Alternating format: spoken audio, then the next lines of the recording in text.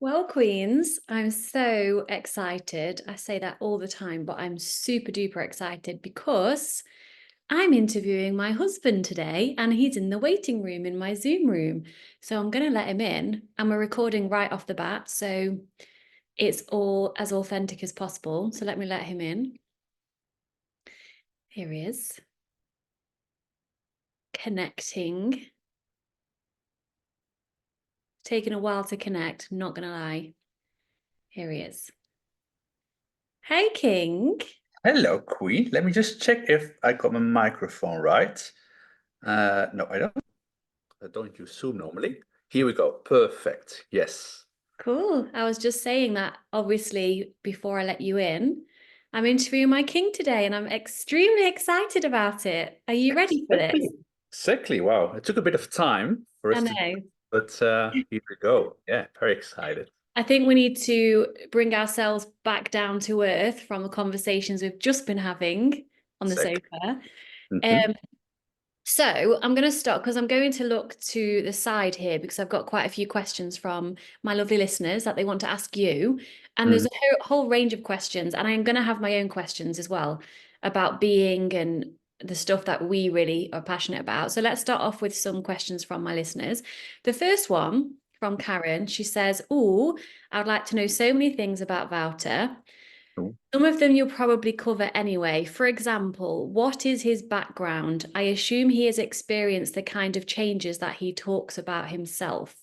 So, without going into a whole long, cool story, bro, that takes an Yeah. hour, do you want to just share a bit of your background and why you decided to become a coach? Oh, okay. Let's see how to sum this up. Well, I think my life was good. I mean, it was not bad, it was also not amazing, but I was the whole time in this roller coaster of the highs, the down, highs, lows, high lows, and I was kind of done with it. Then I went into personal development and read about a lot about personal development, had a lot of different coaches, but even though they all brought me something, I thought I can do it way better than they can. So that made me realize I thought it was necessary to certify myself as a high performance coach. I think I did it for like a year or a year and a half. And then I decided, you know what, I can do this way better.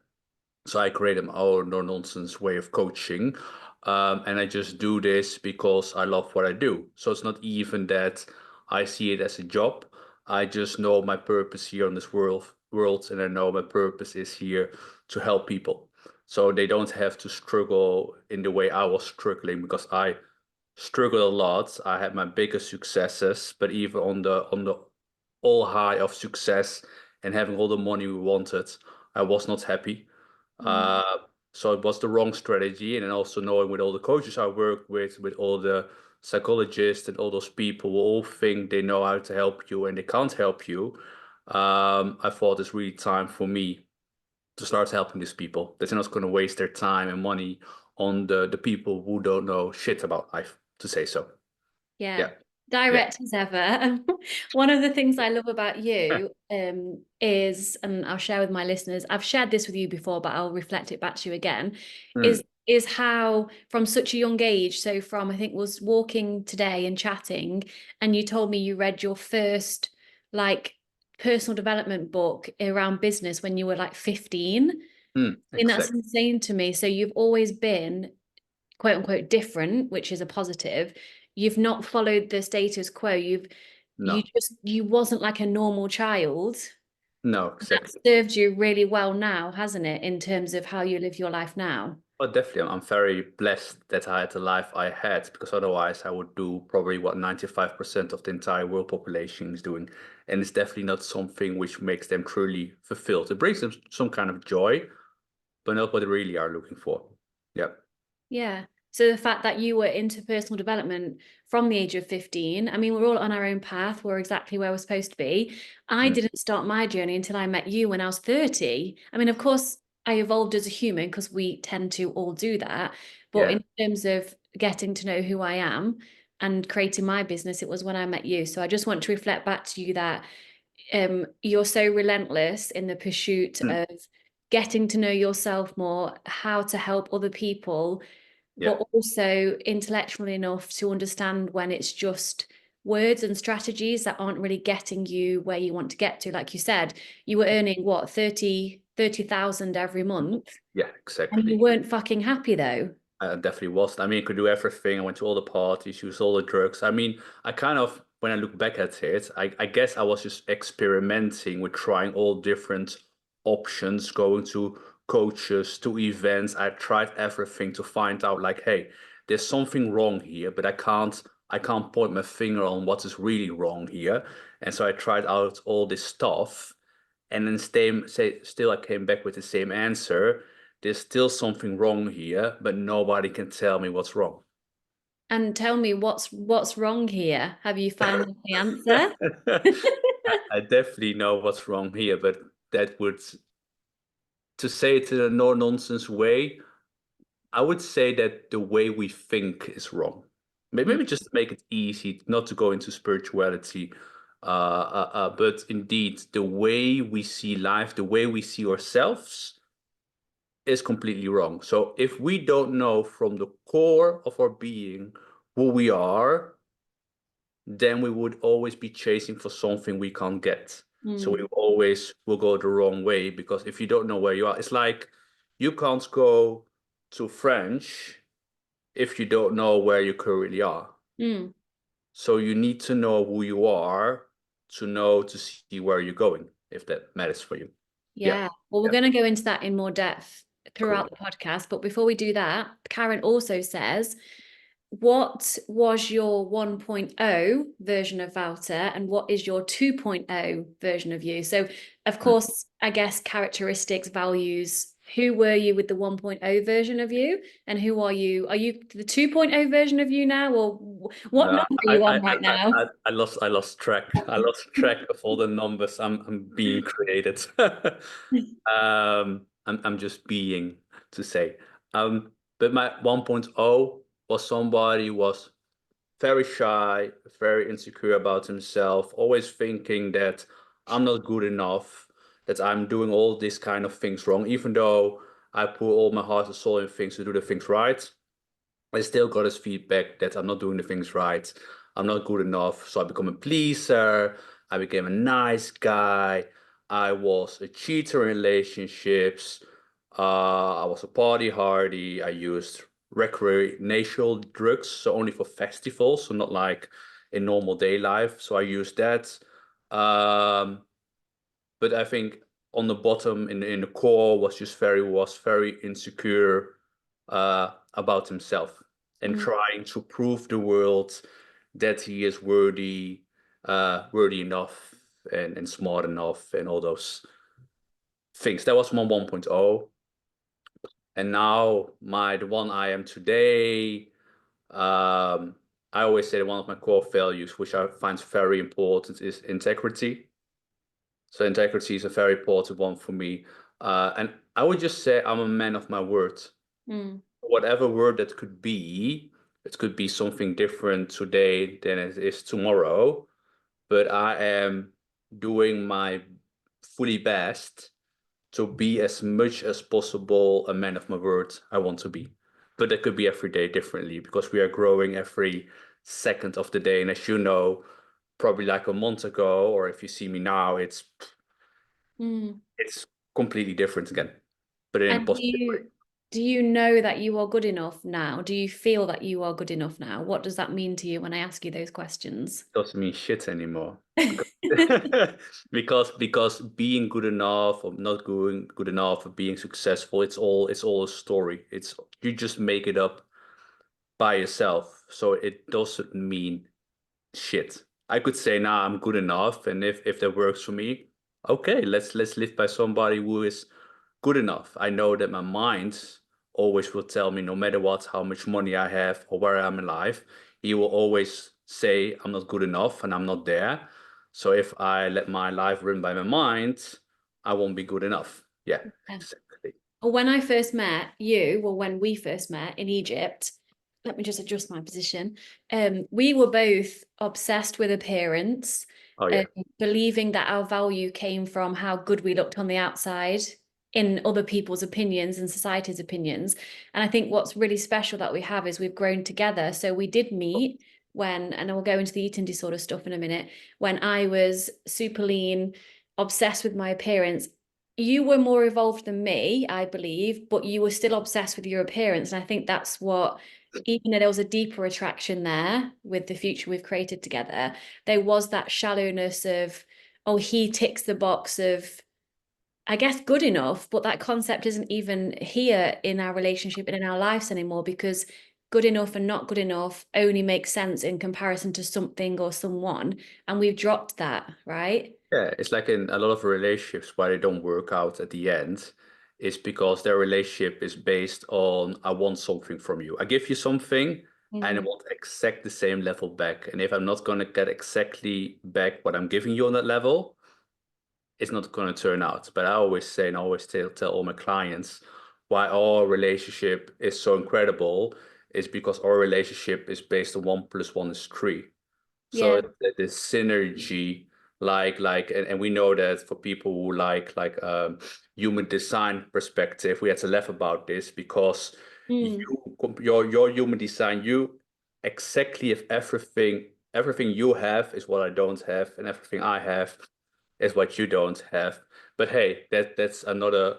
I mean, it's nice, human design, but still, it's still something like. So we shouldn't give concept. any concept. So we shouldn't put any meaning around that. But yeah, why it works for us is because, like you said, we are growing together the whole time. We never have fights. We never had an argument. It's like I ask you, how do you see things? You ask me, how do I see things? So we can get to know each other better in Mm. how we are perceiving the world. Yeah. And we don't need each other. We choose each other. I think that's really important. At the Yeah. beginning, when we met, I thought I like needed you because the emotional metaphorical holes that were within my psyche and within my emotional wounding, you Hmm. fit perfectly in with those to like make me feel good enough, I guess. Yeah. Yeah. Maybe it was the same way for you too. Oh yeah, definitely. Now we've healed those within ourselves, and of course we're always on a constant journey. We don't need each other. We don't really want each other. We actually choose each other, and we just contribute to each other's joy and happiness and love of life itself, right? It's just a very, very, very, very, very different level how the most people perceive life and relationships. It's like you can't even probably describe it because people will run it through their perception Mhm. and they can't see what we have and how Yeah, it feels for us. yeah. It's like when we're walking outside, how many times they say like you got all those people who need to have sex every day. Every day they have to need to have sex to be in a relationship or something like that. It's like for me, it's completely bullshit. You don't need to have sex to be in a relationship. It just matters what's the level of how deep do you go in a relationship? Are you going very egotistic? So everything the mind is craving, everything is the body is craving, or are you going beyond Mm. that level and we go beyond that level? So for the listeners, yes, we still have sex because otherwise, otherwise I don't know how you became pregnant. Exactly. I'm like Mary of like Jesus or whatever. Exactly. But then what we always say that when it happens, it's at a way different level than just the egotistic way of how most people. Yeah, it's true. The words that come to mind is intimacy and connection. Yeah. So it's not just a physical level, it's the deeper spiritual, emotional intimacy. And I like the play on words. So intimacy, into me, see.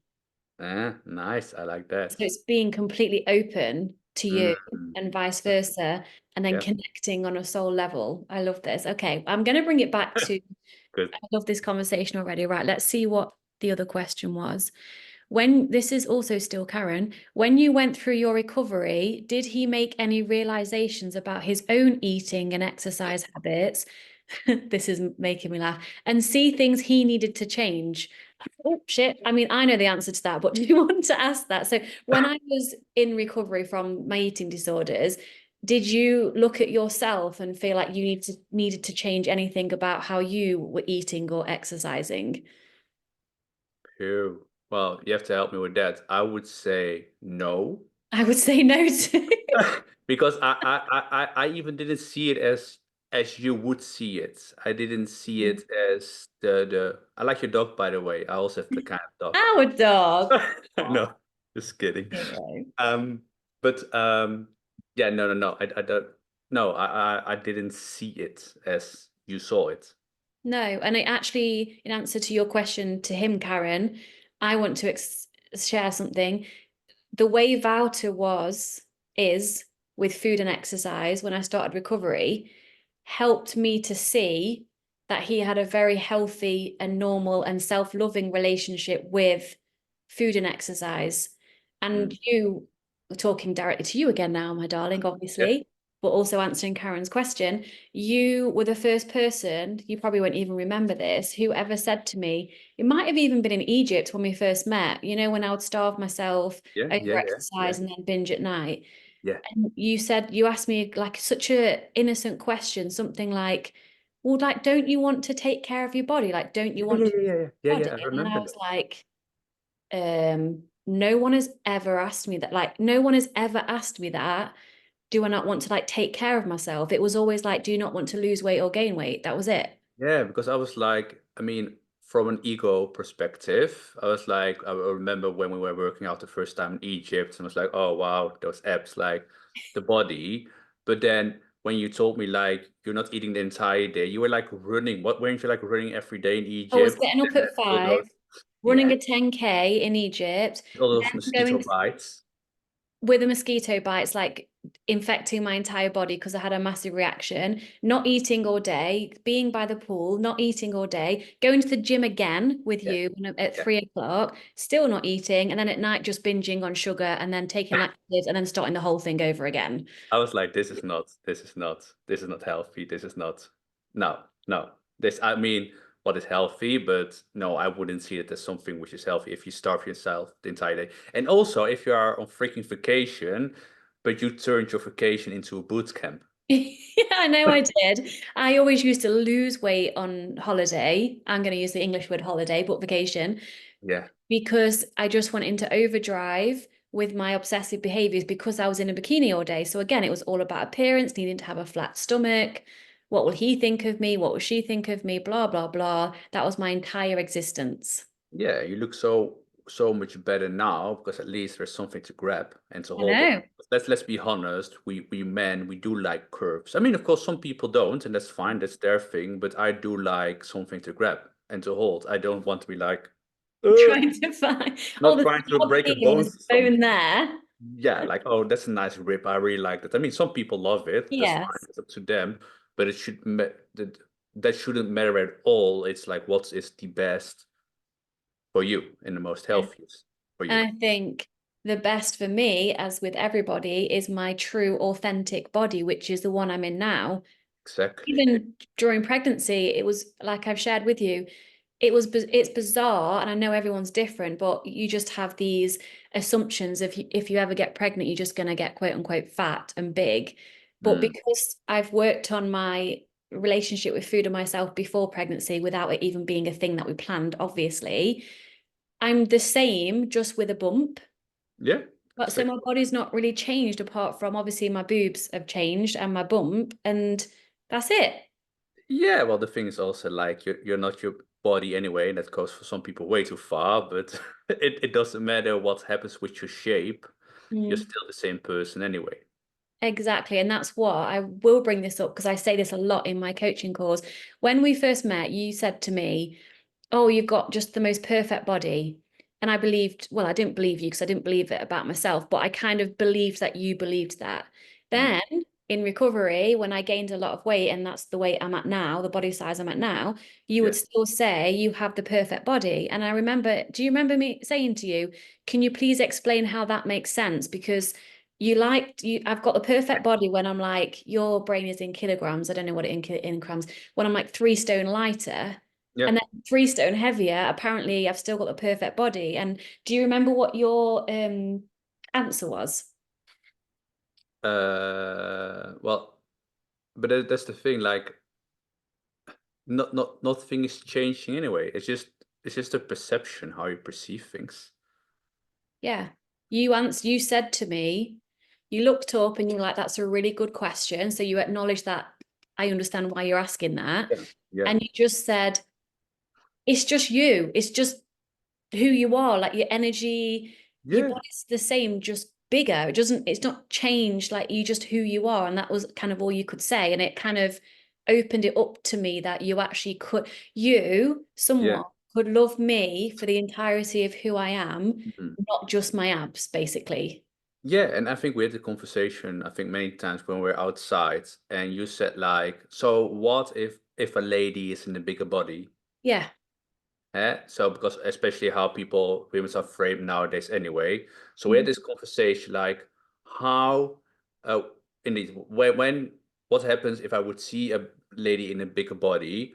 Would Yeah. I be like would she be less attractive? I think there was some kind of questions. Yeah. Said it's not when a person is taking good care of herself, and this is a normal set point of body, she Mm. would be very attractive because attractiveness goes beyond the physical body. So attractiveness is the energy so she's portraying. So if you would have somebody who's taking so good care of herself, who's loving herself and is a size bigger, in my eyes and feeling is very attractive.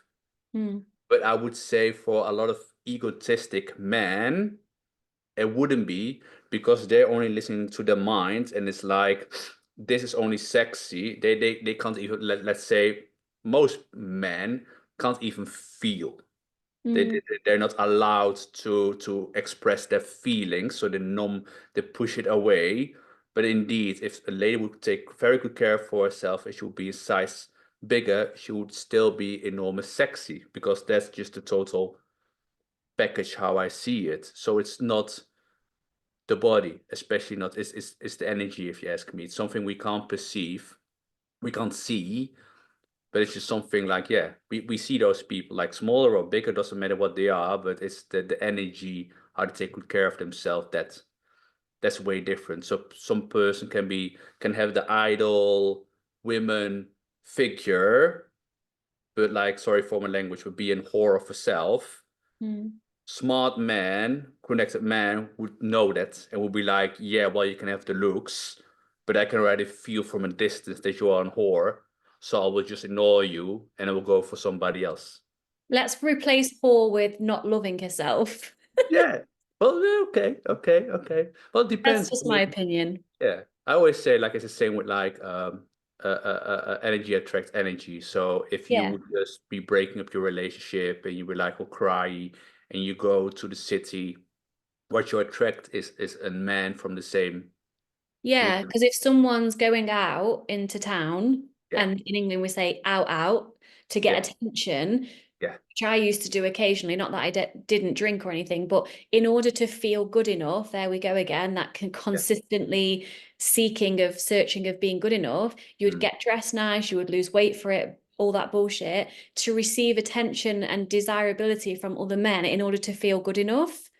And Yeah, you the will men I attract would those shallow men. attract would also not feel good enough because I wasn't owning and loving who I was authentically. Yes, exactly. So that's why it just doesn't work anyway. Yeah. That's Oh, I really love that. Hmm. Okay, next one, last one from Karen. And listeners, if you're watching the YouTube and you see my laptop very fragile, FYI, I'm literally sat in my living room. My laptop is on a step ladder because Wouter's nicked the office because my office is our baby's room. So there you go. I nicked the office. That's an. I mean, was amazing books are here. Okay, it's your office that I'm now going to be No, no, sharing. no. It's all. It's all. It's ours. Okay, so what are the things that Wouter has most loved about you recovering from your eating disorder? What have you gained as a couple from Victoria healing herself? Oh wow, so much more depth in our relationship. So much, yeah, so much more connection also because I think when we just met, you had all your barriers up. Yeah. I And, didn't think I had them, but there were a fuck ton of walls up yeah, around me. and now it's like we can go in the depths about everything. Mm, Of course, sometimes you'll hit each other's like wounds to say mm, so, But Like yeah, the other day when I was like all defensive. oh yeah, yeah. I mean, we have also different perspectives about perceptions about certain things, but that's fine. I mean, yeah, we know how about certain food things, and we sometimes have the topic about sugar, for example. Hmm. But yeah, we just talk with each other about it, and neither of us is wrong, neither of us is right. It just is, and we just talk about it, and yeah, Yeah. So in order to finish off answering from my yeah, perspective, exactly. Karen, I had loads of walls up around my heart and I didn't think I did. And the scariest thing was, without me realizing it was the scariest thing, and I might cry, I don't know, I can feel something happening right now, was letting Wouter in Mm, to my heart because I was afraid of being hurt, but I would never admit that because I couldn't see it. I was so defensive and so egotistic and so like, oh no, I'm really strong. I'm fine. Like I'm the one who leaves. No one can hurt me. I'm the one who hurts people, blah, blah, blah. mm. It's just all this big bullshit defensive mechanism to protect myself. And Wouter, without really realizing it, just helped me to take my walls down bit by bit. And we've had a lot of conversations around that, me being Mm. afraid of, I guess, being hurt, which I never wanted to admit because I always wanted to be in control, so to say. Yeah, but knowing where you came from, you were on identity level where I deal a lot with, of course. You were a hurt girl, Yeah. to say so, but you were done with being hurt. Hmm. And then, but underneath it all, you were still a hurt girl. So the actions you were making was to protect Yeah. the hurt girl from not being hurt again, because you had a certain perception of how men are. Hmm. But then you met me and you saw it could be different, like, and I Yeah. won't raise myself like in heaven to say so. But yeah, you have all types of different men. And you And also have all types of different women. you do. And you admit, it's not even admitting, you shared when we first met, you weren't the man you are now, obviously, and you were a cheater, and so was I in relationships. So it's not that anyone listening who is like, oh my gosh, I need a man like similar to Wouter. It they are out there, but they don't have to be. I know I sound like I'm speaking like a man's an object, then you're not. You created yourself. That's what I'm saying. Like I've Exactly. created who I am. You've now created who you are. So people can change and evolve and grow, but you have to change and evolve and grow yourself in order to attract the person you say you want.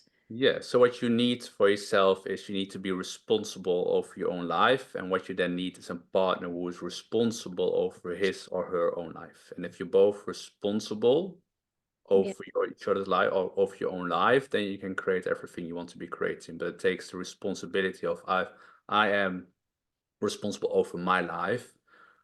So it's not like and I said it to my clients even. I said you could be a cheater 1 minute ago. It Mm, doesn't mean you're a cheater now. yeah. You decide. You decide, and then if you decide to take full responsibility of who you want to be, then you'll be that person. And of course, the entire of 95% of the world population will say that's bullshit, that's way too easy, that's not how it works. It is how it works, only they can't grasp it. They think that life is about suffering and that life should be hard and all that other bullshit. Yeah. Yeah. And it helped me to get to the root of why I was cheating in the first place. And it all came down to trying to be good enough, Yeah. needing validation, needing to be admired in order to feel powerful, safe, and good enough.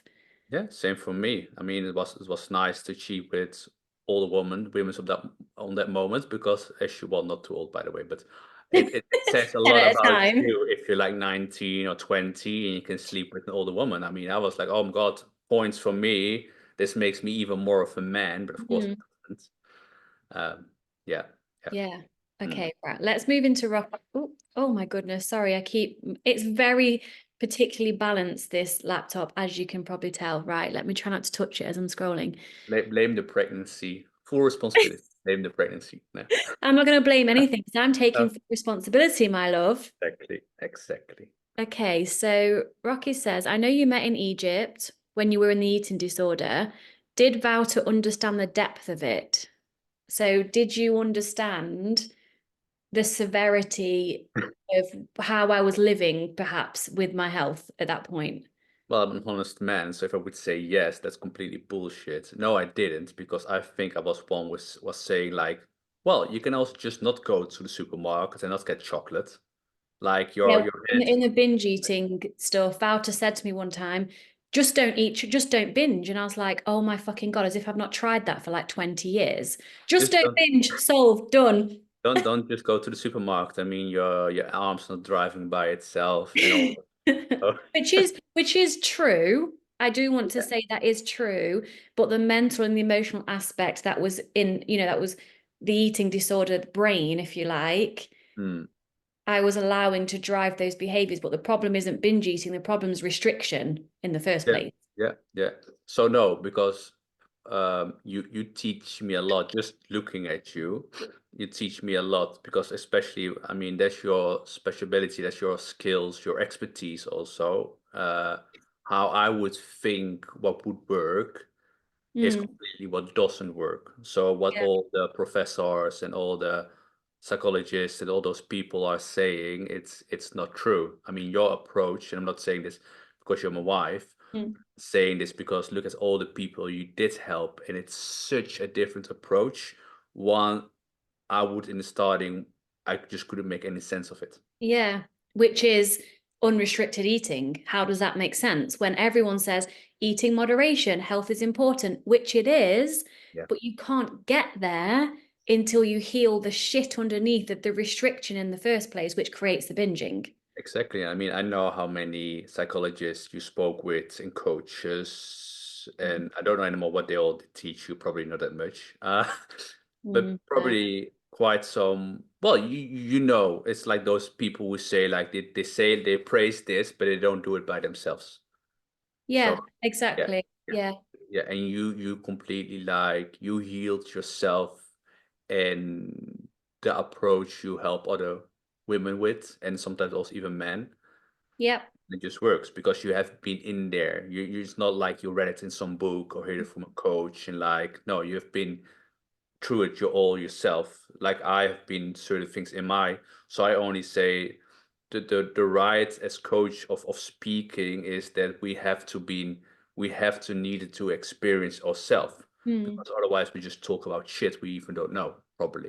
We're just like verbalizing a book we've read and a concept we understand, not Yeah, a like the 5 a.m. club, and people all think like, oh, I have to wake up at 5 a.m. But it's the biggest bullshit because some people should wake up at 8, and it's very damaging to the health to wake up at 5. yeah. So yeah, Yeah, yeah, and I also tried everything else, and I got to a point where nothing that all the professionals are telling me is actually working. So no, I have to find another approach. And this is how, through trial and error and through different coaches and programs, I just created this process, which is a very holistic process that actually works, which leads me on to, I guess this question is actually addressed to me, but then I want you to speak to it too. So she says, how did Wouter support your transformation starting and during your recovery? Well, from my perspective, you supported me by genuinely caring about, because I kept a lot from you. I don't think you realize the severity of what was going on because I was just like, I'm fine, everything's fine, because that's just how I lived my life. Like, everything's fine, no one needs to worry about me, I've got this. And I didn't have that. no. And so when I broke down that time, remember when I was cutting those brownies up, Oh, I yeah, hand yeah, and I had to drive somewhere, yeah, yeah. I think vaguely remember, had to vaguely. drive to drop brownies off somewhere. Were you like were you crying in front of the door of the person? Was it Yeah, I there? was like just hyperventilating, having a breakdown. Yeah, yeah. Yeah. I mean, I remember the story. Yeah, Yeah, yeah, that was when I actually allowed you to see what was actually going on beneath the surface of I'm fine. And yeah. so, number one, you genuinely cared and listened to how I was feeling. Mm. You did say a few things that triggered me, which is what I needed to hear, but not I didn't want to hear at the time. So I remember me being in the bathroom floor just crying and telling you to go away. And you were going, this is all happening for a reason. And I was like, fuck off. Leave me My alone. clients say nowadays, the house phone reason, fuck you, Wouter. I know, that's what my wife said also. But That's it's what so she said. true. Yeah, yeah, It's it's true. true. So Yeah. you supported me first of all by listening and genuinely caring. And then during my recovery, you were just the way I describe it is you were an example for me. So because you were just still loving who you were and putting Mhm, yourself first and mhm. nourishing yourself, I kind of watched you and I used to copy you. You probably didn't even realize this. So I'll be like, oh, he's having lunch now. So maybe a normal person would actually eat something at this point. Smart, smart. Be parroting like yourself, I was like using you as a model of yeah, what a fucking normal person would eat because I had no idea. like how a little child learns from their parents. It's like Yeah, how you, because you were like at that specific point, you were like a little child who didn't know to take care of herself, so you needed like a role model to exactly. define for yourself what does it mean and how does it look like to take care of yourself. And you saw me as a person who's taking care of himself, so that made me an ideal role model for you to learn how to take better care of yourself. Absolutely. And even when food aside, but in terms of putting yourself first, I Mm. remember, I think you may or may not remember this. It triggered the hell out of me because I remember saying to you, not in an argument because we haven't argued, but just saying very calmly, you are one of the most selfish people I've Yes. ever met in my entire life. It's imprinted in my head because I, even when I said this to my clients and I just was just thinking about it, I literally know at which spot I was saying you We're this sat on there, the sofa right there. there. And also we were walking outside around this first, well, it doesn't mean for everybody, but like this little lake, whatever you call it, to the left Mm, side. And I remember you saying that and you said it to me. And then I was questioning you because I said, yeah. indeed, what people say, if you put yourself on place number one, you're egotistic and you only think about yourself. So Mm. I said to you, okay, so you are saying that I have to put myself on place number two and have to put somebody on place number one.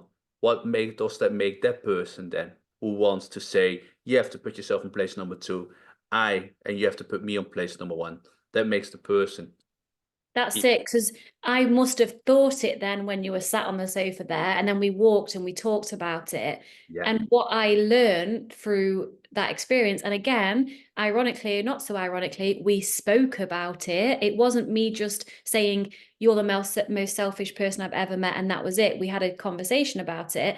And I learned through that conversation that I was unconsciously, that was brought to my conscious awareness, so jealous of you being able to choose you first and mm, so used to choosing men who would idolize me and run after me like a little puppy and do everything I wanted them to do, which is how my mum was and is and expects.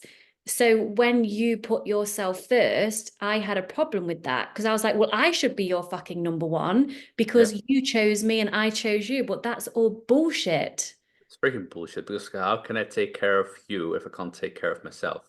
Yeah, and I learned a lot, so much from you not being a yes man to me and Yeah, basically just loving yourself and again, leading by example, yeah, you putting yourself first, saying like you will always love me unconditionally, but you'll always love yourself more.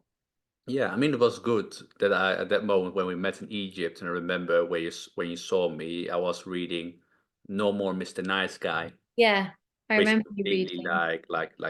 put me with my nose on the facts about how I was a nice guy and always putting myself in place number two to make other people happy, and so Mm. they would respect me and see me as somebody who got it all in. Yeah, yeah, yeah. That's what I was doing my entire life, putting my place on number 100th, let alone number two. Yeah, it's your way of defending, of protecting yourself. It's your defense mechanism, and it works for a long time till you see it's cost you more than Mm. it's bringing you.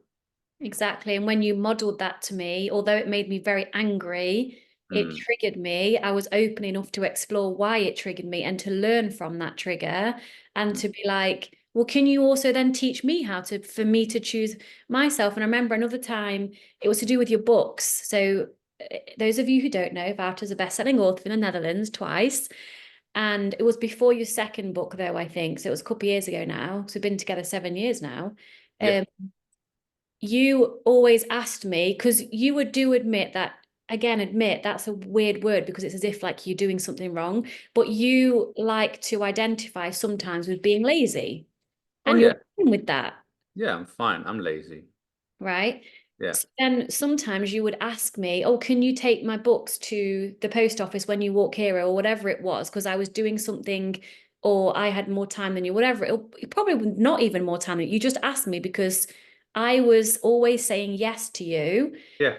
And I remember one time saying yes, then being annoyed about it. And then I remember you saying to me, I would actually respect you more if you said no to me if you didn't want to do it. And then that was a game changer for me because I was like, wait, what? I've been saying yes this entire time, going out of my entire way to help you out when you could just go yourself because I didn't want to disappoint you. There we go. My biggest fear of disappointing my mom, like that still Yeah. runs Yeah. within Yeah. me. And you said that you would respect me more if I didn't want to do it, you would actually say no. And I was like, whoa. Just be honest. I mean, people know it anyway, and it's just it's so not attractive. It's just somebody's kind of lying in your face Yeah. because they do it, what do we always say, in order to. So it's Yeah. not you wanted to do it for me, like on the level of really you wanted to do it for me. Maybe you did, but it was in order to. So you did it in order to be Get good enough. approval from Uh, you. Yeah, exactly. So it's empty. It's not a free choice. You just did it for your own goodwill, not for me. You kind of Yeah. did it for yourself to stroke your own identity. Yeah. In order to be the perfect fiance at the time or whatever it was, Exactly. So that's nothing to do with me. You were just busy in order to accomplish something in your life. which was people pleasing. Exactly. Yeah. Exactly. Yeah. Right. Rocky says, how do our coaching styles differ? So, I Oh, mean, obviously we're different people, but how would you say our coaching styles differ if they differ? yeah, I mean we're quite the same, but on one level, I'm even more straightforward. Direct. Yeah, you're a bit more like we said today. I said my purpose of my one of my goals in life, where I'm working on and doing in the books and the coaching, is to make the spiritual non-spiritual. So I'm just a very direct, no nonsense guy. I'm not a wishy-washy like, ooh, universe, like no, as it needs to be down the ground, and I need to show it, to prove it, instead of just believe in it. So like I'm not Yeah. about that.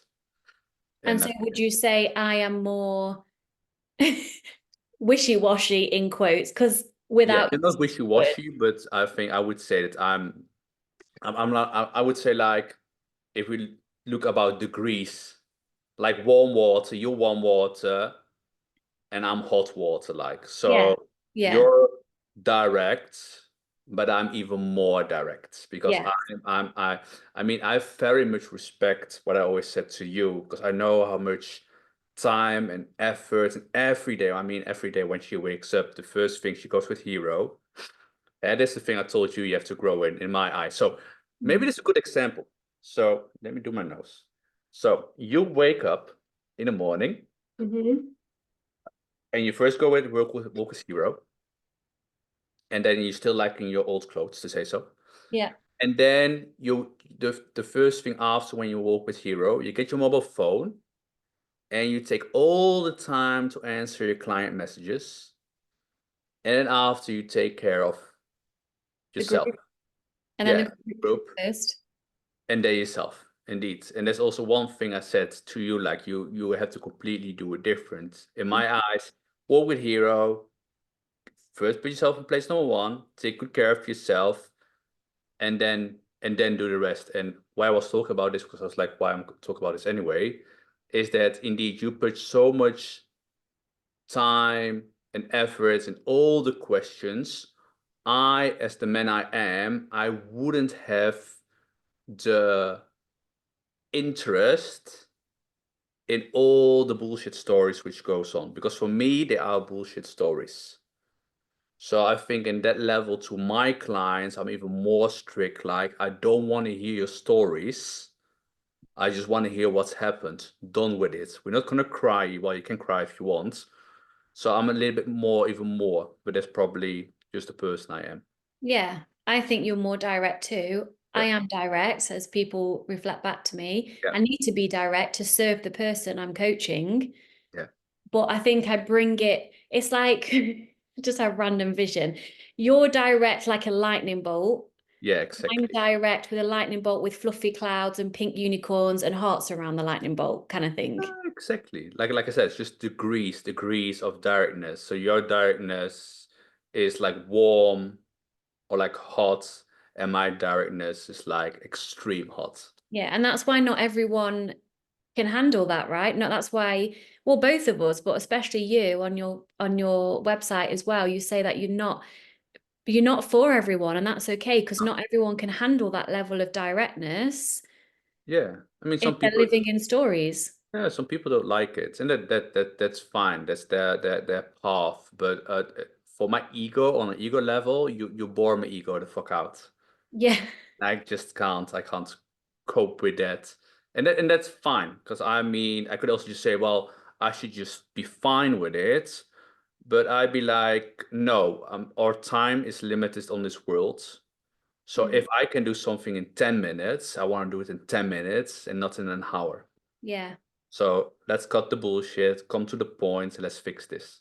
Yeah. Can you Yeah. just speak more to, I don't want to hear a story, I want to hear the facts. So give me a short example of someone, perhaps a previous client, giving you a story and then you saying, I want to hear the facts, and you give an example of the fact over that story, if that makes sense. Yeah. Can I just make another one just about myself? Not Yeah. that this happened, but let's make it just a story. Okay, so I walk over the street. Okay, I'm gonna take my books away. I'm gonna walk to the post office, gonna take my books away. And during the walk, somebody is, oh, wait, this makes it even better. Sorry, I got another example because this literally happens.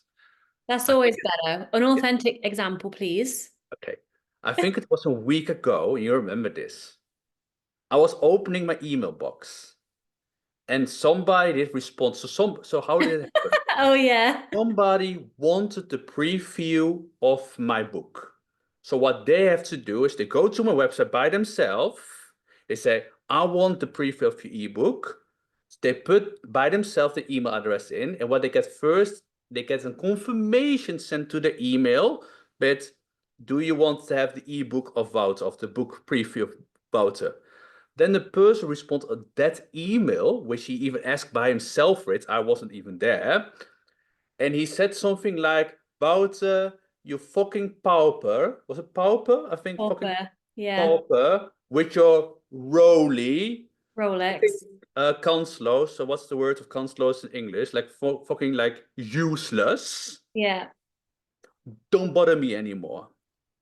And so I could make up this entire story to you like, oh my God, this guy, he hates me. I'm doing something wrong. I shouldn't have at the front of my book, like probably he couldn't even see this, but he probably thought I was fucking powerful with this role. I shouldn't have this picture. I probably have to just burn down all my 1,000 books I have And downstairs. change your picture so you can't see Exactly. Rolex on there. Picture. I'm not good enough. I'm not worthy enough. See, they don't like me. Blah blah blah. That's the story. Yes. So stories is bullshit because everybody can tell a nice story. If it was maybe you would be like, ha ha ha, completely different experience. You would tell a completely different story. So I said, stories are like symptoms, like when you have a wound, and what the most doctors do, they give you medications to treat the symptoms. Mm. However, if you don't treat the wound and you stop Symptoms are the going to be there medication, always. exactly. So I always say, what happened? So what happened is I opened an email, a guy said this, dot, Full done, stop. nothing. So what did I do? Delete. I go further with my life. Of Yeah. course, it was a nice story. I got a nice story now to tell everybody. I even told it in another podcast with Bjorn, like last week, I think. But that's it. So don't the story is all made up. The story is made up on your perception in how you see the world. I mean, I can cross the street here and somebody said, "You fucking asshole." And I could be like, "Oh my god, he's offended me. How does he dare to say this? What kind of right he has?" Or I could just say, "What happened? Somebody said to me this, dot." And I go further with my life. Yeah. So So we have to talk about what's happened because that's where everything that's the wound to say. So we don't want to treat the symptoms. We want to treat the wounds, whatever you want to call it, the core. We want to mm, treat the real problem. so when I used to say to you during my recovery, oh my God, I put so much weight on and it means I'm unattractive. You're not going to want to have sex with me. And I'm so horrible and I failed. And story, story, story, story, story. Yeah. The fact would be, I have gained weight, full stop. Yeah, done. Stop making a story about it. Nobody cares about your story anyway. You only care about your story. And then the fun thing Right? is, today's this story and tomorrow's a different story. And I, as if I wouldn't know, if I would try to fix your stories, you're just gonna tell new stories tomorrow, and then the day Yeah. after, new stories. So I have to give you even more medication. Yeah. It's all your stories, but it won't come an end till you just shut your mouth, said this happened. Dot. And what served me Yeah. is to tell a new story, but one that served me. So the fact is, in recovery, I have gained weight, full stop.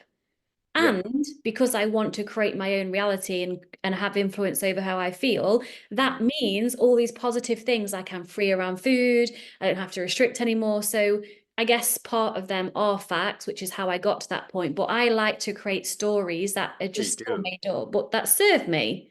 Yeah, and that's what people do. We as human beings, we have to give everything. I mean, we people are the only species, or how you will call it in English, Which is, yeah. this entire world, who can give meaning to a meaningless world. Yeah.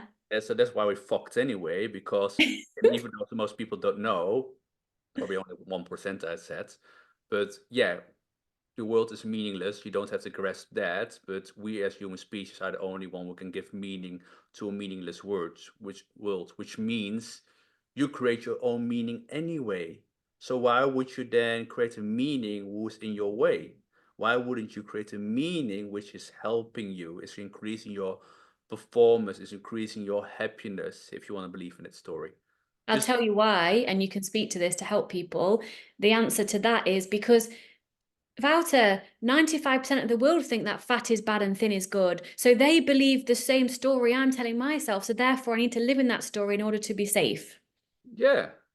And also they just want to earn money from you. Yeah, If you that's it. let people if you let people live in a world where they think they're not good enough, you can sell all the shit to them you want. Yeah. Because it's like they think they need to have to go on vacation to be happy. They think they need to lean a body to be happy. They think they need to even have more apps to be happy. And it's never good enough because it's not the right strategy, because who you want to be is a pure choice you can make now. Being who you want to be, being good enough, being happy, is not a point of destination. And if Mm, you think it's a point of destination, you're kind of climbing the wall, and every time you think you're almost climbing over the wall becomes higher and higher and higher, and it never stops. And that's what people know, because it's never good enough. yeah. And then you die. Then And you you and just before you die, you might look back at your life and think, why the fuck did I spend all that time trying to climb this wall, metaphorically, when I just could have just got off the fucking wall and just lived my life? Yeah, exactly. Just do your thing and not caring about the stories, and just do what the fuck you want. Boom. Right, what else we got? Hannah, what did you think of Victoria when you first met her and faced her eating disorder?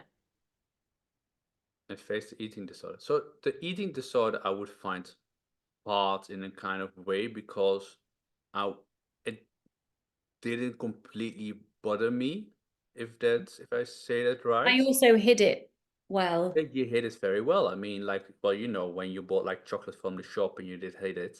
Sometimes I found it when we were talking about it, because I said to you, like, wow, you're doing really good, right? The last few weeks you didn't eat chocolate and you were all fine. And you were like, mm. Let me show you something upstairs in my office where I literally would go and eat chocolate in fucking secret when you were in the shower and try not to make noise with the wrapper like I was doing a secret mission or My something. my ego was like, well, I hope she doesn't hide any boysy in the house or Just chocolate, that was all.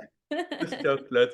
So that made it harder for me. And of course, when I saw you the first time and I met in Egypt, well, that's why we together. I mean, that's why I booked a few days longer in Egypt. That's why I went for 4 months long every week. Every weekend I went to England.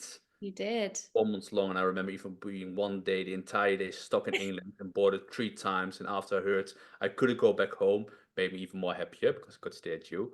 Um, Just to clarify what he's saying, everybody, we met yeah, in Egypt.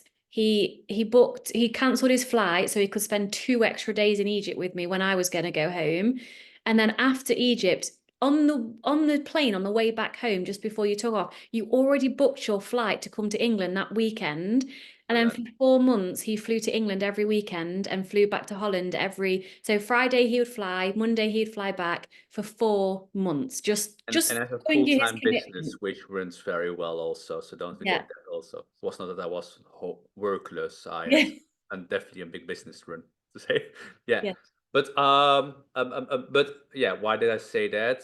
Well, that already means shows how I saw you Mm, as somebody very important, because I remember that when we met in Egypt and I was looking in the mirror and I tell my people this, I think it's even in my book, and I was standing in the mirror and I said like, Wouter, like you this, like this is it, like this is the lady, the lady you want to share your life with.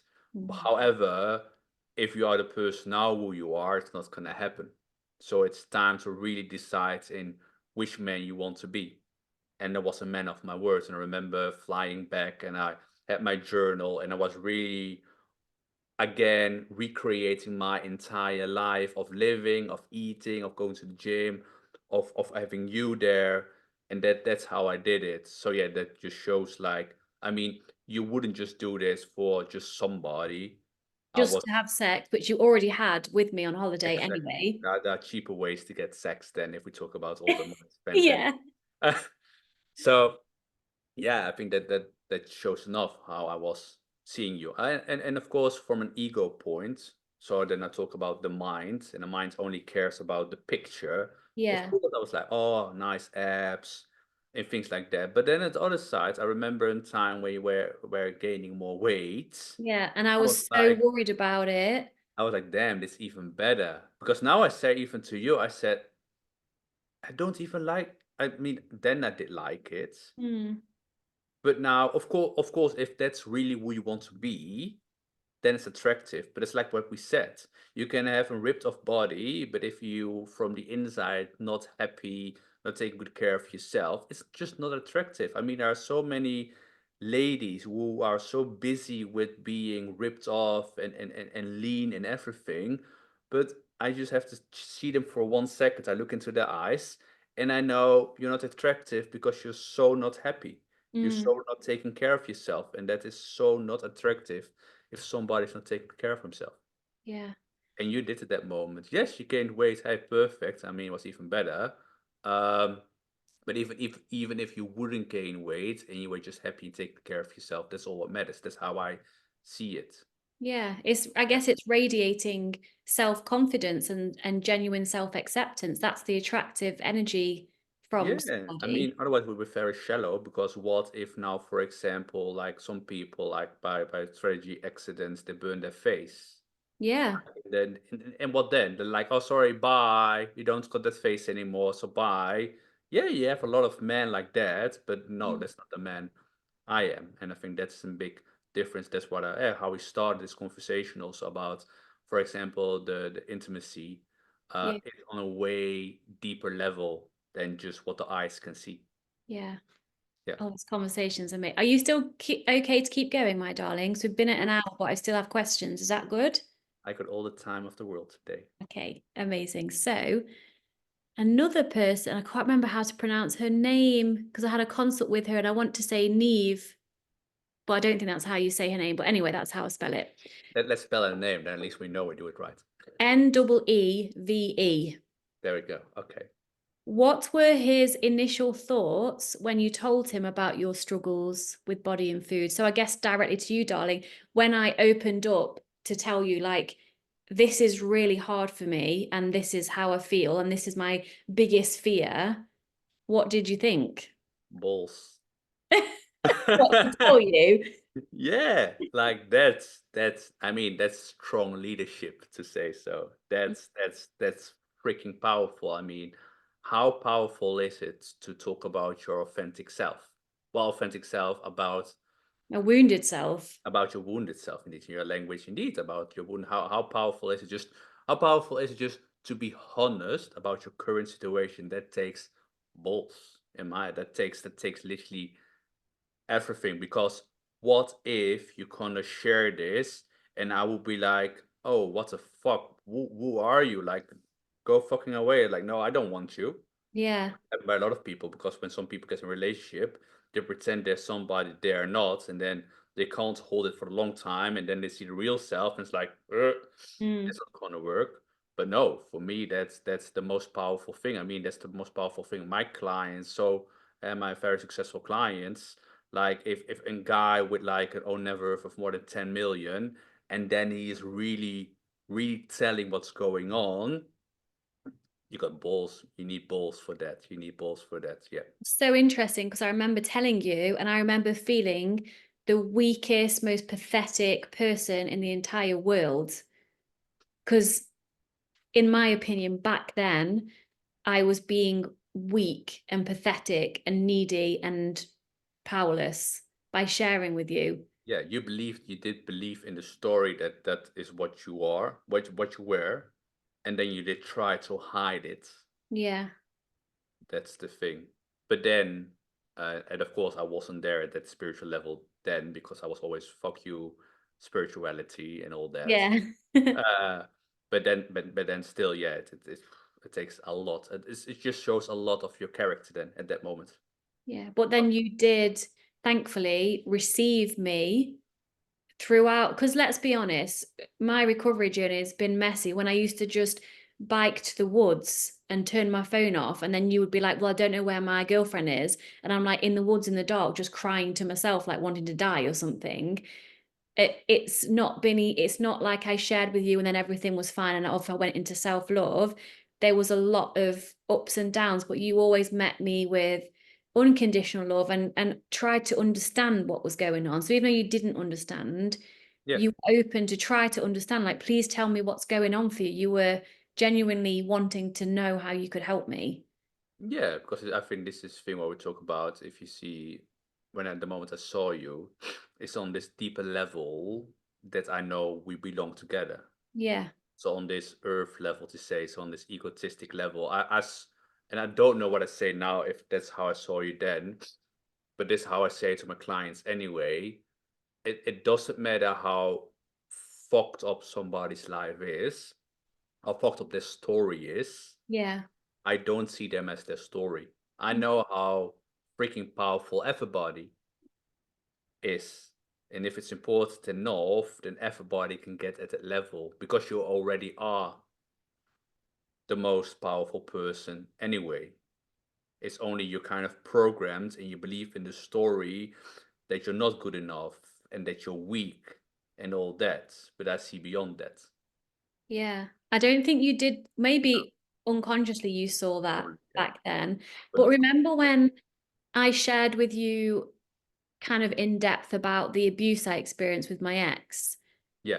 And I remember from my perception, wanting more from you, like wanting you to be like, fuck. I guess I wanted to be acknowledged for what the pain I'd been through. So when I did share with you, I was raped, I was beaten, I was abused for like 6 years, and you were just not saying much. I mean, what can you remember? What was, I know you've grown so much since then. We Oh, both have, but I was emotional closed up. yeah. Like literally. So that's what we said. Like I feel a lot. I feel a lot, but I got a complete poker face, and I'm not Yeah. aware of my poker face. So you could at that moment share things. It would be like, is he not caring? Is he not like feeling? And Yeah. honestly, I would think like, but you can see that it hurts me. You can see it is doing something with me, but it isn't. So I No, think I couldn't share see. those kind of things. I felt it, and I would think that in a way you would see me, and what I probably would say that you would get it, kind of. But then it didn't. So I was Mm, emotional, like hey, what happened in my past.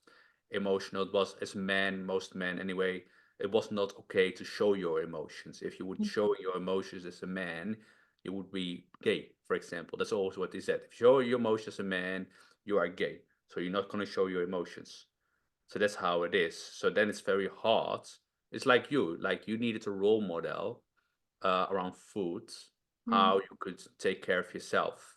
I needed a role model, and that's what I learned a lot from you. Like I always say, your heart is so big, but I needed you as my role model to step more in this I would say the right balance of masculine and feminine, but to more step also into my feminine emotional side. Yeah. That's what I needed. Like because I just wasn't aware of my poker face, and also I didn't know how to express. Yes. Express your feelings. Yeah, yeah. So I thought I would do it when you were sharing your things, but then from your point of view, I did it. Yeah. But we Yeah, talked about it again. right.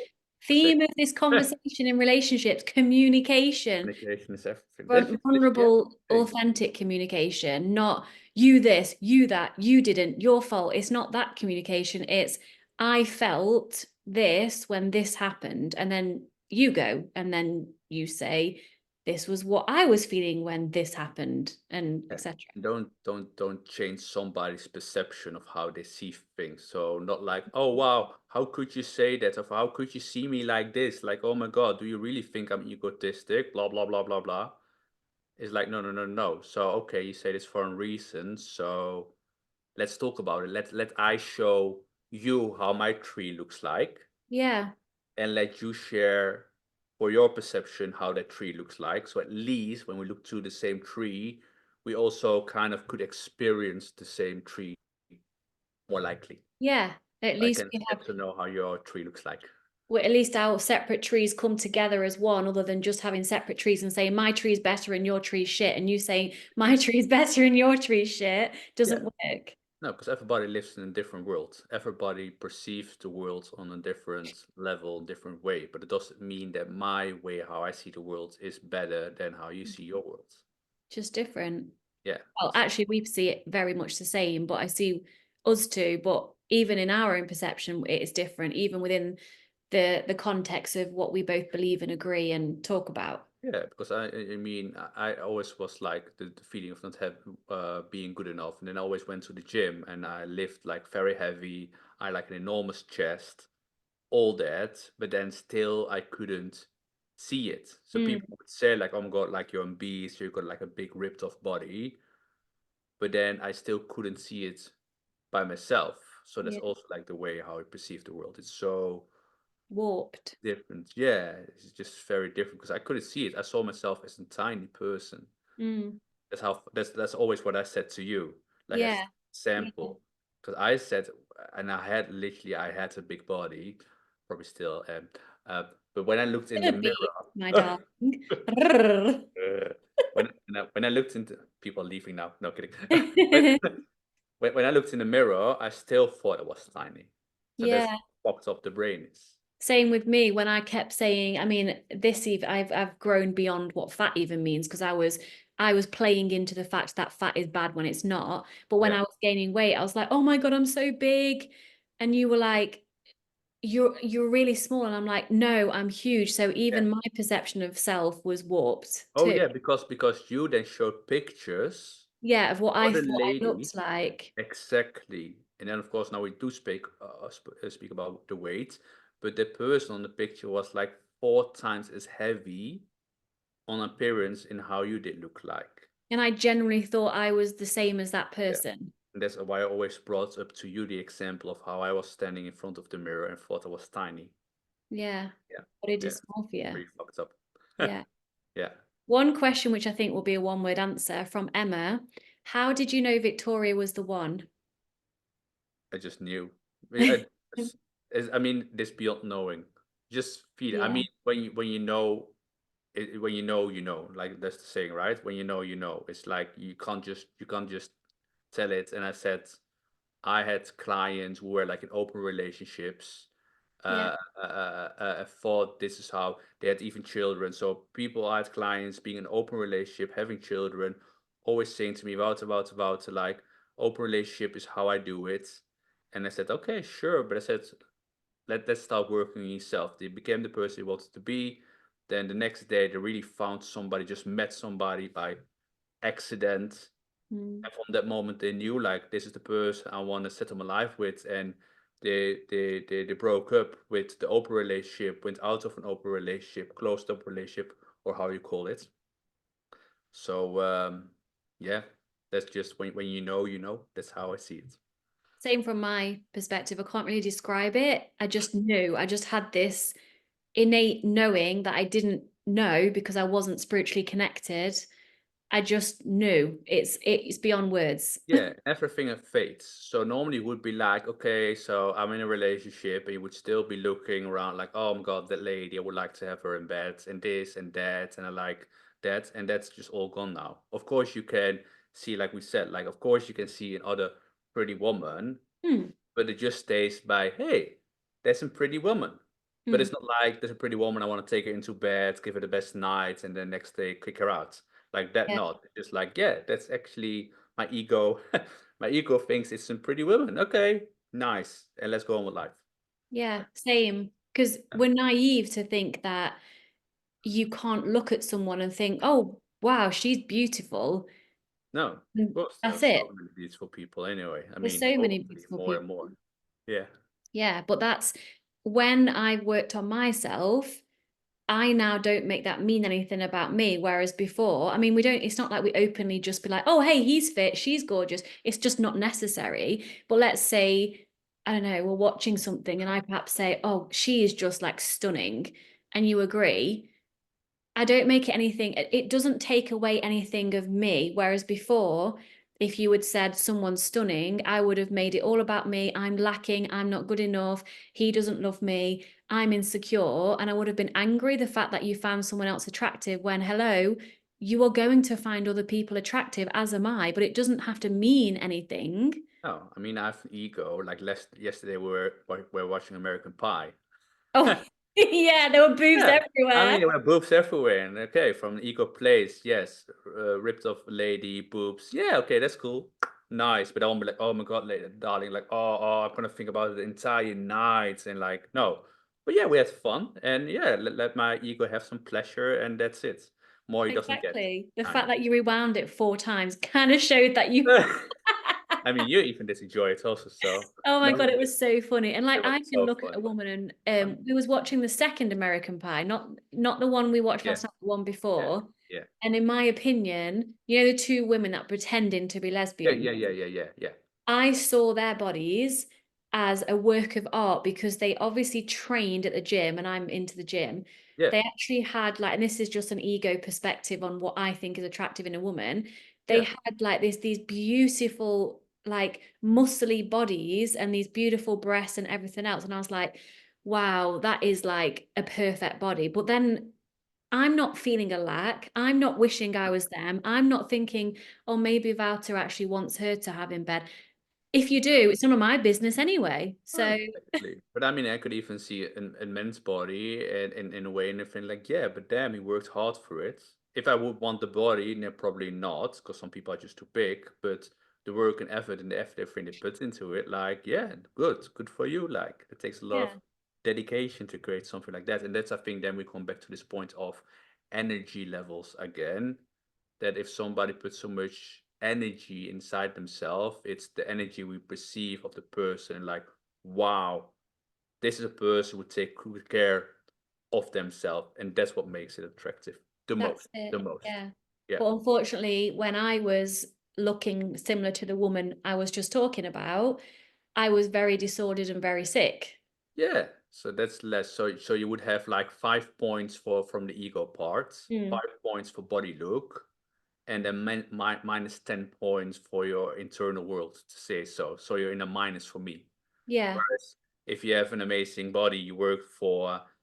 that's plus 5 points, for example, from the ego point, and then you feel amazing and everything, that's another 5 points. That's 10 points. Yeah, That's because how. of how I guess it's your authentic truth at the time. People who spend a lot of time in the gym might absolutely love it, and there's nothing wrong with that. No.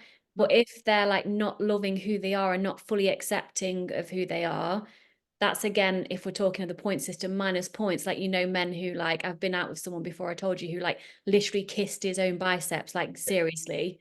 I mean, you can have the best body in the world and go out running in the winter with no top on, so everyone looks at you, but that is not attractive to me. No, well, that was me. When I went to festivals, the first thing I always did was putting my shirt off, had an enormous chest. People like, Yeah. oh my God, your chest is so massive. And I was like, and what I always tell my clients, because deep from inside, I knew I wasn't that person. So Yeah, you the were faking compliment, it.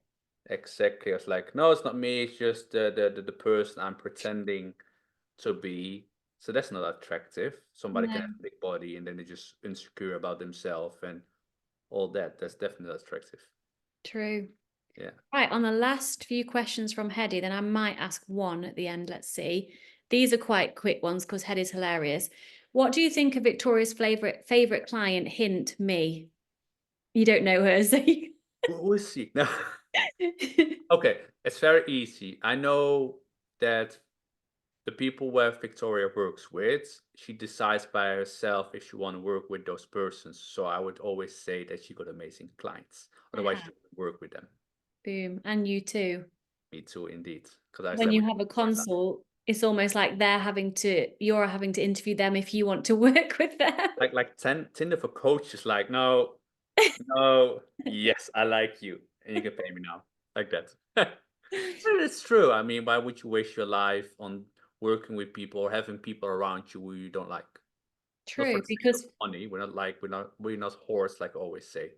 yeah, exactly. Or Because like people have fear of lack of money, but when you don't live in fear, you have an abundance anyway, and then you get to choose who you work with. exactly that. So Yes. Hedy says 3 words to describe Victoria. Oh, I have to let's do it like this way. Tell me the question again, and I would say which 3 words pops up. So without me even thinking. 3 words to describe me. Beautiful, big heart, very enormously giving. That's what came up for me. Ah, Yeah, thanks. I think that's the truth at this moment. What do you love about her the most? Oh, Hedy, I like these questions. Oh, Thanks. I love your silliness. Like I tell my clients, like I love her silliness, like how she can just break a cup and then break another one and then break another one. By the beginning, I was like, oh fuck this, this gonna cost me a lot of money. And now we're like, oh wait, we're a month further and she didn't break anything. Like, but no, I really love your silliness and also your big heart, which is sometimes in the way because sometimes you see the best in everybody when it's not the case. Hmm. Like Yeah. that. Yeah, I want to answer that for you because I feel like I want to give back and share what I love about you the most. I tell you this all the time, so it's going to be no surprise. There's a massive long list, but what comes to mind is number one, your silliness, how we just like, for example, last night, they were just being silly together and just having a laugh and like doing silly things that most people would be like, you're both really weird right now. just be who the fuck you want to be. Like we were like laughing. I was like choking. And there I was couldn't so breathe. I was something laughing so so hard.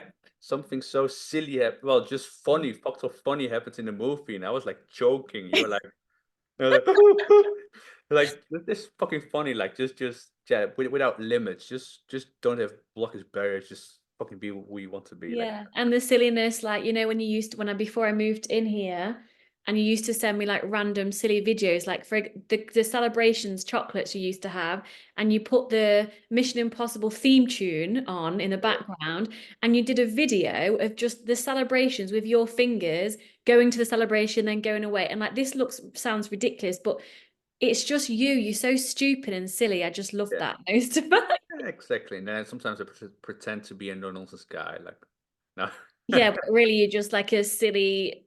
wonderful Yeah, child having fun with me, with my inner yeah, child too. like, and that's the nice thing about when you know who you want to be, you can just be everybody. So it doesn't mean that if I'm silly yesterday or if I'm silly a second ago, I can't. It doesn't mean I can't be serious like in 1 minute later. No, Uh, because you're also, with the second thing I love most about you is your relentlessness. mm, yeah, Honest to God, his relentlessness is not normal.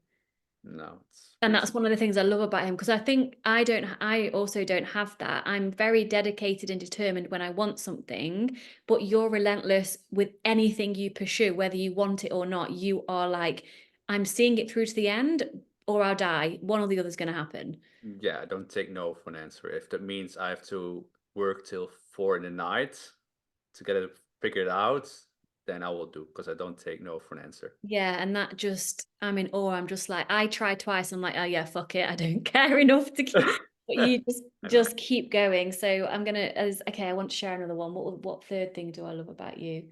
How you're always open to growth and Mm. change, and you always say, we've not really had these conversations recently because we've not needed them, but when we did have them, you'd always say, how can I be better? Like, how can I? Well, actually, you said that the other day after our conversation on the walk when I was quite not aggressive, but uh, I was being defensive because you Yeah, didn't yeah, give me yeah, enough space to think yeah. about something. I was very relentless on you. You was That's true. very relentless on me, That's very and you came back, and after a while, you said, "I'm just wondering how I could have done that better." And I said, it's not what you said, it's I needed a bit of space between your relentlessness to actually allow me to come to my own conclusion, whereas you didn't let up, and so true. then you learned about that, and I I did. learned about myself because I realized why I was triggered in the first place. Yeah, exactly. How cool is that? It's very Like, cool. yeah. Okay. She says one last thing, and these are all the questions done. Do you constantly coach each other? Oh no, that's bullshit. I even would say like don't coach your partner. No. No, I mean this is I mean since say I don't know. There's not doesn't matter if there's a saying, but it just like I'm not a coach. I'm a coach, but I'm also not a coach. So what I mean with that is like how to say when we just live life, we just live life. So I'm the coach, but I'm also not the coach. Well, coaching So, is, if you want to label something, coaching is part of your persona and my persona. yeah, We ask exactly. questions, we're curious. So, Some people would call it coaching. I just call yeah, it me. yes. Yeah, So, an answer to your question, Hedy, do we coach each other? Yes, but we only when don't see it the as other, coaching.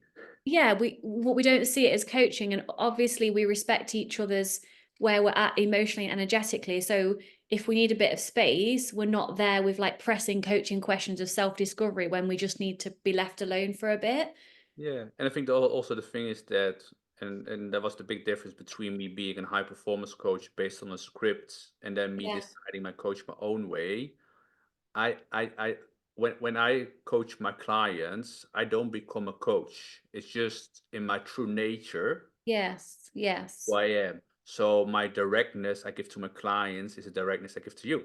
Because sometimes you're like, whoa, you're Well, very I'm used to direct. it now, and I actually come to you. So yes, Friday, when I said, and when we walk and talk a lot. So we Yeah, obviously it's a theme. We like to be in nature and walk and talk. I said, I need to talk to you about something because I wanted your coaching. I didn't say this, but I wanted your natural coaching persona to yeah, support me and ask me questions through the overwhelm I was experiencing with my schedule and how I yeah, was feeling. yeah, So Hedy, I do quote unquote utilize him as a coach, but it's not a separate thing. And I guess, for example, when you were doing your website today yeah. and you asked me what I thought, I just gave one opinion. And I guess that is kind of coaching, but it's not coaching, it's just who we are. Yeah, I think that's just the thing of the words coach at the end anyway. And I think the where we make an enormous difference, we as being coaches, we are completely ourselves. There are just a lot of coaches who follow a script or already a program and they ask you all these coaching questions. Whereas as I am my coaching style. So that just means I don't have a script, I don't have curriculum or a way of coaching. I just bring myself into every conversation I have with my clients. and I bring myself when I speak with you. So The it's same. it's the same. Yeah, there is Yeah. no coach here about and coach you, because like I said, my directness, I got the same directness to you while I have to my clients, but I can have the same fun with you I have with my clients. Apart from sexual fun. Yeah, exactly, exactly. But like this, the silliness Hmm. in kind of thing Yes. when you vibe with the right people, like that. And Yeah. just off the back of that, in my opinion, from what my mum said to me when I was in England last, and me being who I am, and you know who I Oh, am, yeah, yeah, I ask people deep questions because I'm genuinely interested in their deep answers. And I remember mum was saying in front of the person I asked, Vic, not everyone wants to be talking about this deep stuff. And I'm like, well, if they don't, then they don't have to be near me or be having a conversation with me, do they? Because I do. yeah, yeah. And she just didn't know what to say because, yeah, it's within us. That's what I say. Like if when at the level of the core of your being, you know who you want to be, and you take responsibility of being that person, then you just kind of gonna create your own world where you have people around surrounding you with those same kind of values, kind of same kind of showing, share Mm, the same kind of worlds. And yes, of course, you will see that most people don't get your world, but who the fuck cares if it makes you happy to live in this world? If it works for you, stay in that world. It's yeah. all one big illusion bullshit story anyway. Anyway, Yeah. is So there yeah. anything that I've not asked you that you'd like to speak to before we say goodbye and then you come downstairs again? I better could ask the other way around because well you know about what we are all talking and we talk about a lot. Yeah. You know a lot about me and Okay. yeah, One last question then. yeah. Identity comes up a lot in my coaching. Identifying with the eating disorder, identifying with the being the fit person, identifying with being the person who restricts. How can it be so simple as to just choose to be whoever you want to be in a moment? How can it be that simple? Because it's simple, right? I guess I've jumped the gun a bit. How It's would someone who yeah, is exactly. stuck in an eating disorder, who is afraid of weight gain, petrified of weight gain, Yeah. physically feeling the fear of weight gain and eating, how can they? I mean, obviously, this is what I coach in, but asking you, how can they be well and let go of all that? Well, exactly what you said. But it's not very easy said because it's not that easy. But you have to let go of the story. You have to let go of who you think you are. Because if I would put you on a table and I'm gonna cut you open, Mm, I can't point a finger of there is not good enough, there is being too big, whatever. There's nothing. The only place where that reality for you is going on is here. mm-hmm. But what people don't know, and that's one of the power. What you do is the power I do, and it's the way we coach. We will bring people to that level where they see their own bullshit, they see their own stories, and then for the first time in life, they can see it as a story. They can literally drop it and Yeah, said, okay, and who do I want to be now? Who I was a second ago, who I was my last breath, doesn't mean shit about who I am now. And of course, the world wants you to believe that this is the biggest bullshit, that life is about suffering, that it has to be difficult and hard because they want you to believe that because that's how they earn money mm-hmm. from you. I know by you, I know by me, I know that when we work with clients for 4, 5, 6 months, we kind of done. We just done. We brought them to the place where they can do it on themselves because we create the perception, the right perception of who they are, so they can live from there.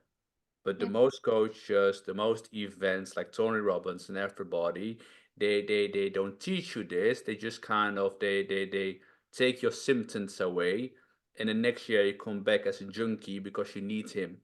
You need your next dose yeah, him again, and that just happens because people don't change who they are. I always say you don't get what you want, you always get who you are.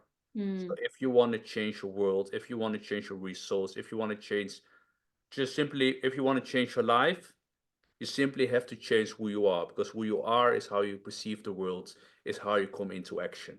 Mm. That's the right way of What doing it. about all this fear? So people might be like, okay, get it, get it, get it.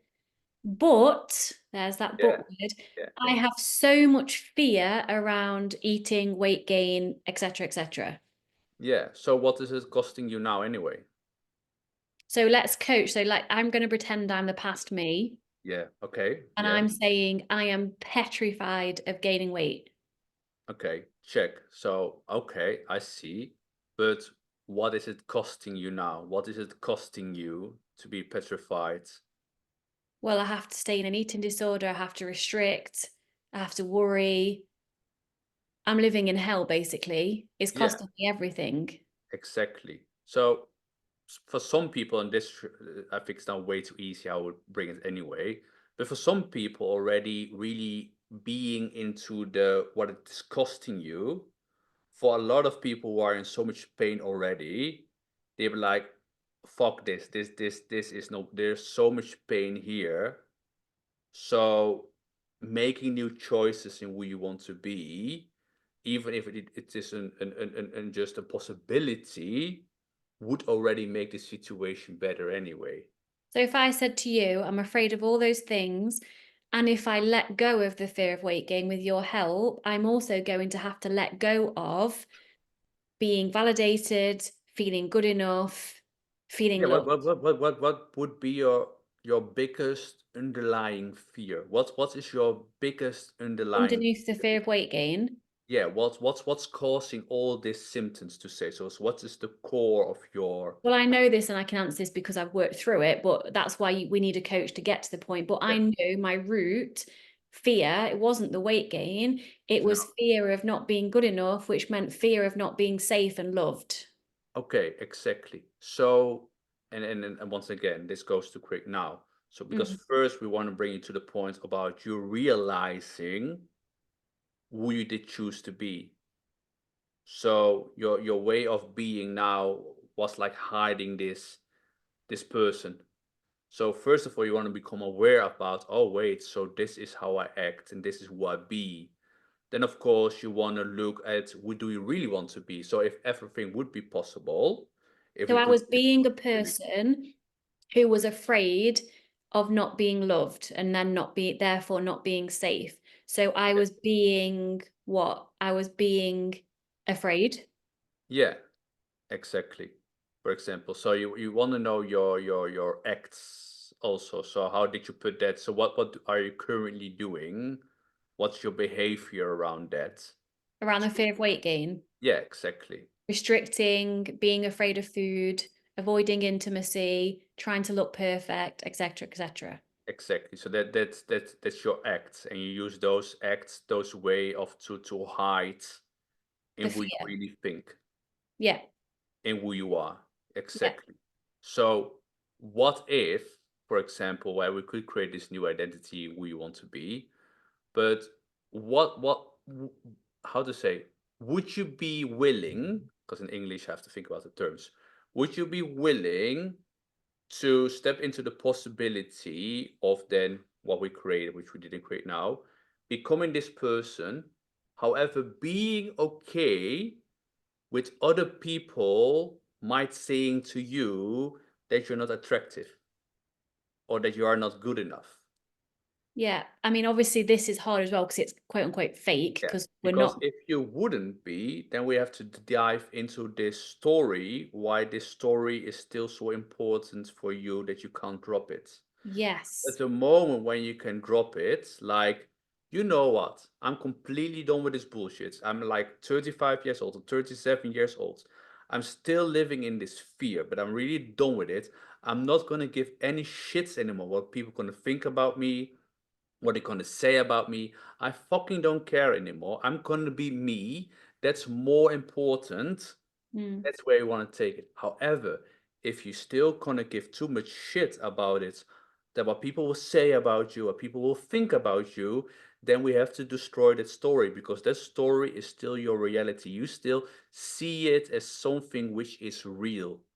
Yeah. So when you help me as a coach client thing, Yeah. when you as a coach help the client to dismantle that story, my Yes. fear of not being loved and not being safe, my fear would go too if you help me dismantle the story around it. Yeah, because fear is an illusion. Fear Yes. doesn't exist. Fear only exists in the mind. So I Yes. bring my clients in way of coaching, and that's why I said now it's too short to do it. But I bring my coach clients to a place where they know that everything in life is made up. Mm. Everything is bullshit. So why would we be living in a story which is hurting us, which is in our way, which is disempowering us, which is making us weak? It must be done. It must be enough for you then at that moment to say like, I'm done with this bullshit. I'm gonna create my new reality. I'm gonna create my new identity, something which is working for me. It might still be bullshit, but it doesn't matter if it makes you happy. That's all that matters. And that's where a coach comes in because, like you say, we've not got time to go into a whole Yeah. thing. And it's not even a real example because we've done and do the work. But Yeah. it is that, isn't it? It's being able to let go with support from a coach, a decent coach, you or I, be able to let go and dismantle that story. And then the fear goes, and yeah, you'll take action steps and you'll feel like you're doing it wrong because your whole brain is currently wired to your old identity. Exactly, but you're not at that moment when we then work with a client, they already know they're not their feelings, they know they're not their thoughts, they're not their body. And some people, of course, still don't know it, and that's why it needs to be even coached more. Because Yeah. at the end, we're just dealing with other people's stories. That's it. And we Yeah, it's actually, mental. it's as simple as deciding who we want to be and then being that and Yeah. taking action from that state of being. And then we get that new reality that we crave. But then why it wouldn't work for people is that most people, their perception, the way they see life, the way they perceive life, is that life should be difficult. So Yeah. everything which we can share, everything that's why books don't work for people, because they read it on based how they see perceive the world. So if they are living in a world of life should be difficult, Mhm. everything which is easy, everything we bring as easy, they would say this is not true. Yeah. Because it Yeah. can't be, because they don't live in a world where things should be easy, everything should be hard. And Mm. that's the most ideal place for people to sell all the bullshit for high prices, and it all has to be difficult because people think that's the way how it should be working. And that's why the easy way, people are not interested about it, because life's about suffering, not Yeah. about easy Joy and joy peace. being. Yeah, people just think it's this in order to. People all live in order to. I have to do this to be this. I have to earn so much money to be happy. I need to lose so much weight to be pretty. It is not true. Mm. Being who you want to be is a choice you can make now. And yes, it's easy. Yes, you can say it's bullshit. But hey, if you're happy now and if you think that your way turns out how it should be, then just keep on doing what you do now. Yeah. And if you would not want to trade places, or if you don't want to have a life that the person is giving you advice, said it the wrong way. If me and Wouter are giving advice or coaching, if you wouldn't trade lives with us, don't listen to us. Yes, The exactly. same with other people giving you advice or coaching. If you wouldn't trade lives with them, don't listen to them. But last thing, I guess from an egotistic standpoint, I'm judging us positively here. We live a pretty damn good life and we feel so good every day because we've done the work and do the work. Just Yeah, that's saying. exactly it. And that's just the thing. But and there, well, I'll stop with it also because otherwise we can keep on talking. But Yeah. for a lot of people, their life, their life is like averaging on a 6 or a 7. And a lot of people think if my life is a 6 or 7, and they can compare it with the most people around them, they think my life is actually pretty good. Yeah. But it's not true because your life can be a 9. Only the question is, what's more important for you? And that's where the whole being responsible of your own life comes. Just if you not want to do the work, if you're gonna say like, yeah, but about the Victoria, all bullshit is like it's not possible for everybody. Like that's okay. If but just be responsible of life. If your life is a 6, be responsible if your life is a 6. Stop mooning, stop bitching about it like it's not fear and blah blah blah. Everything is fair, but take the responsibility over it. And if you're not happy with your life, then do something about it. If you don't want to do something about it, then stop bitching and just keep living the life you are living now. And that's fine also. It's your choice. Boom. Boom. Yeah. Well, my darling, thank you so much You're more than welcome. for Happy being to a speak guest. for your big podcast, trouwens. If I see your numbers, I'm very jealous. No, I'm not jealous. That wouldn't be right. But it's incredible to speak for your podcast. Thank you. Thank you. And if listeners, if you want him back on to talk about a specific topic or subject, I'm sure, don't want to speak for him, but I'm sure he would love to come back on and we'll dive into something more Oh zoomed yeah, in. definitely. I mean, we've got so much wisdom, so it would be an pity to say so to not share the wisdom we have. Exactly. Yeah. So So let us know. By the time we do another one, if you do want him back on, we'll probably have our baby girl born, which is very exciting. very excited. Whoever thought that? Not we. Not us. We Not can probably us. do a whole nother podcast on how we've Exactly. grown through this experience, but that's another day. So thank Yeah. you, my darling. I love you. I'll see You. I you. love you. I'll see you downstairs. Bye, listeners. See you Bye next bye. time. Love you too.